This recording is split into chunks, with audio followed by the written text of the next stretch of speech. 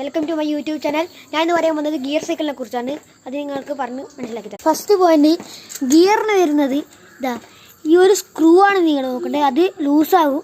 പിന്നെ ഡിസ്ക് ബ്രേക്കുള്ള സൈക്കിളാണെങ്കിൽ ഇത് കണ്ടു കഴിഞ്ഞാൽ നിങ്ങൾക്ക് മനസ്സിലാവും.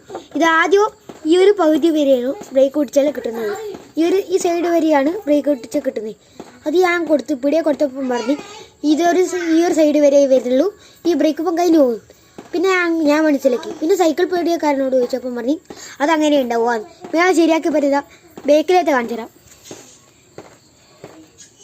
ബേക്കിലത്തെ ഒരു കുഴപ്പമില്ല.